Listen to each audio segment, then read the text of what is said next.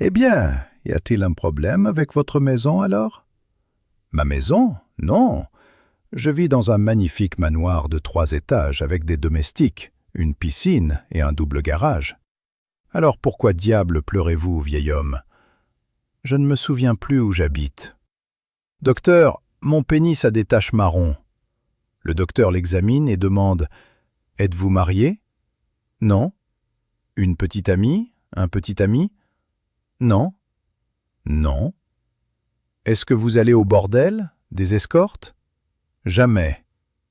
C'est de la rouille. Il y avait un fermier très prospère du Texas qui commença à s'intéresser à ses origines. Après quelques recherches, il retraça sa lignée jusqu'à une petite ville en Irlande. Et voilà, c'était une famille de fermiers. Alors il fit sa valise et partit en Irlande visiter la petite ville pour voir s'il pouvait retrouver certains de ses parents. Après avoir atterri à Dublin et conduit 1 heure en dehors de la ville, il s'arrêta dans un pub pour prendre un verre et commencer à se renseigner sur sa famille. Le Texan s'assit, commanda une pinte et se mit à parler à l'Irlandais assis au bar. Après avoir expliqué son histoire et le but de son voyage, l'Irlandais répondit: « Sans blague, je n'ai jamais entendu parler de votre famille, mais je suis aussi fermier. Dites-moi, comment est l'agriculture au Texas? » « Avec plaisir, » dit le Texan. « L'agriculture au Texas a été assez lucrative pour moi. Si vous partiez le matin et conduisiez vers l'ouest, vous pourriez conduire toute la journée avant d'atteindre la fin de ma propriété. Et si vous repartiez le lendemain et conduisiez vers l'est toute la journée, vous n'atteindriez pas non plus la fin de mes terres. »« Ah, je vois ce que vous voulez dire, » dit l'Irlandais. « Moi aussi j'ai un tracteur comme ça. » Il y a un fermier avec 3 filles magnifiques.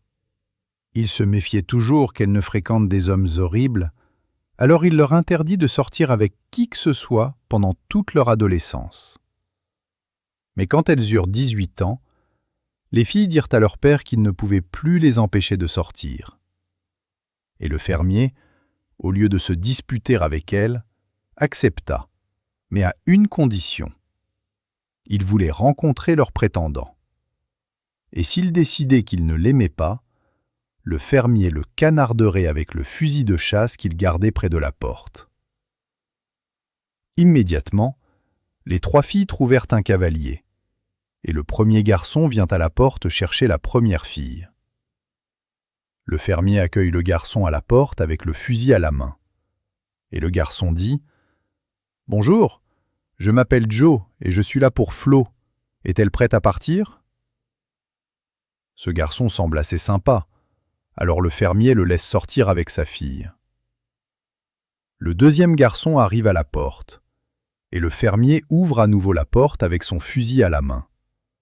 Le garçon dit: « Salut, je suis là pour Betty. Nous allons aller manger des spaghettis. Est-elle prête? » Le fermier laisse passer ce garçon parce qu'il semble lui aussi convenable. Le troisième et dernier garçon s'approche de la porte et dit: « Hé, je m'appelle Chuck. » Et le fermier lui tire dessus. Un programmeur et son chef de projet montent dans un train qui traverse les montagnes. Ils ne trouvent aucune autre place assise que 2 sièges juste en face d'une jeune femme et de sa grand-mère. Au bout d'un moment, il devient assez clair que la femme et le programmeur s'intéressent l'un à l'autre car ils ne cessent de se regarder. Bientôt, le train entre dans un tunnel et il fait tout noir. On entend un baiser suivi du bruit d'une gifle. Quand le train émerge enfin du tunnel, les 4 sont assis sans dire un mot.